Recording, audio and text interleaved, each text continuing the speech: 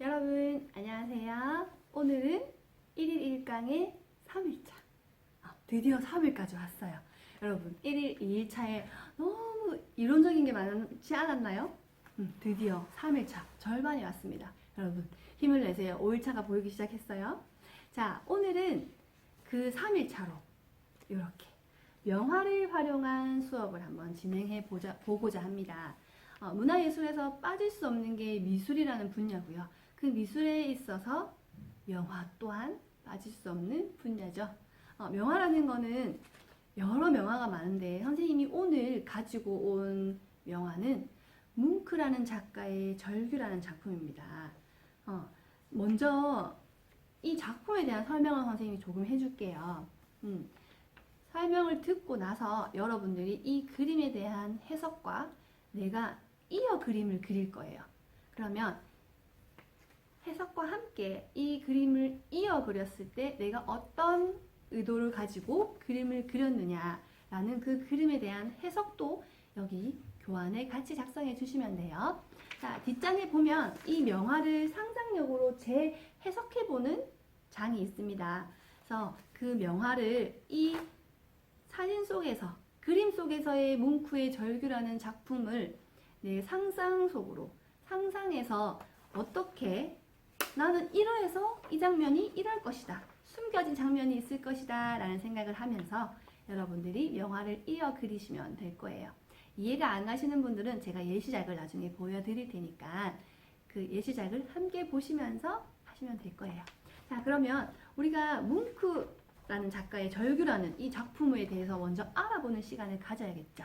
그래서 이 작가에 대한 작품을 한번 가르쳐 드릴게요. 자, 이 에드바르 뭉크의 풀네임이에요. 에드바르 뭉크라는 이 작가는 노르웨이의 대표적인 표현주의 화가입니다. 그래서 그의 대표작으로 이 절규라는 작품이 아직까지도 많은 사랑을 받고 있는데요. 여러 대중매체에서도 등장을 했었고 많은 사람들이 이 작품을 패러디를 많이 했었어요. 그래서 우리 사람들한테 벌써 알고 있는 친구들도 있을 것이고 많이 본 그림일 거예요. 그래서 이 그림이 익숙한 친구들이 많을 것이라 선생님 생각을 합니다. 이 작품은 굉장히 도난을 많이 당했던 작품이에요. 1994년도에 미술관에서 몰래 침입한 4명의 괴한한테 먼저 도난을 당했었고요.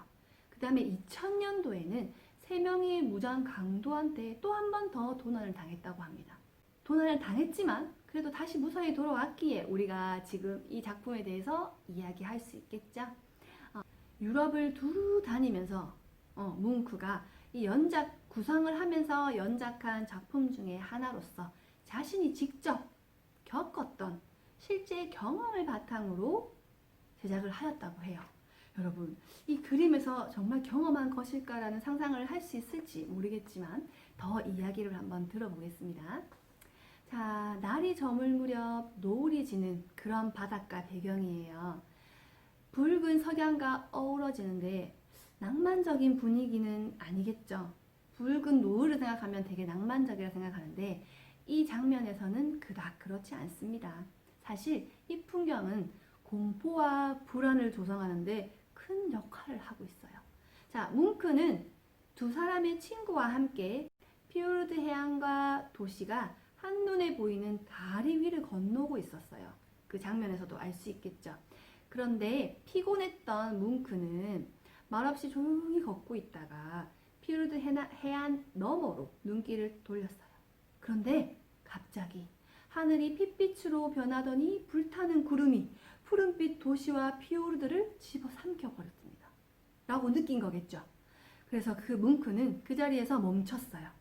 하지만 같이 가고 있던 그 두 친구들은 그냥 그를 뒤로 하고 계속 걸어갑니다. 공포에 떨면서 서 있는 뭉크한테 커다란 비명소리가 들려요. 그 장면이겠죠. 그런데 친구들은 이 소리가 들리지 않는지 계속 걸어가기만 하는 거예요. 자, 그 소름 끼치는 소리는 뭉크에게만 들렸던 절규였기 때문이죠.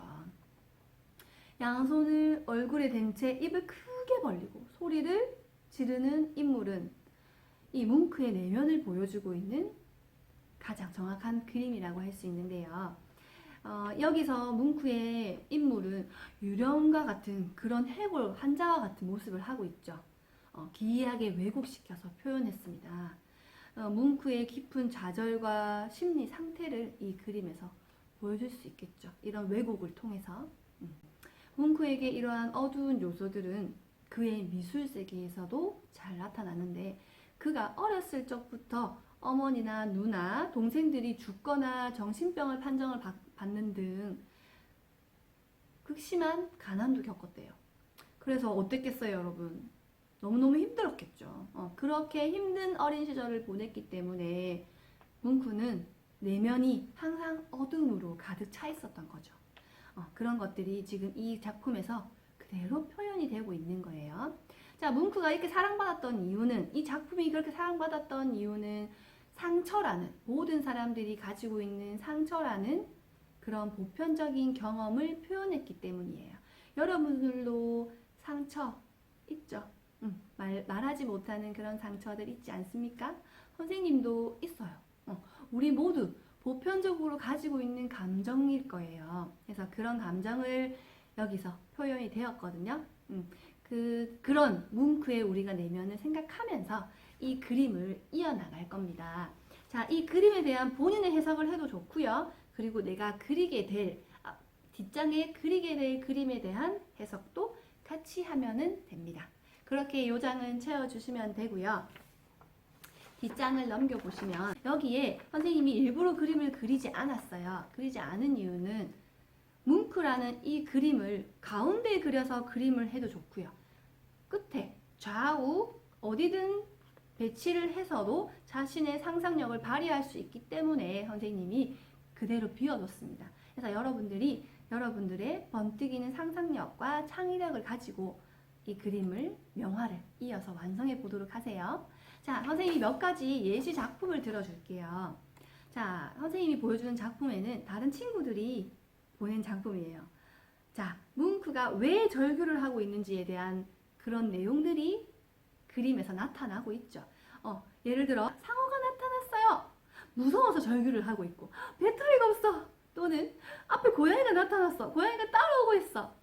이런 여러 가지 상황들을 묘사해서 여러분들이 이 명화를 본인만의 상상력과 번뜩이는 아이디어로 예쁘게 그려주시면 됩니다.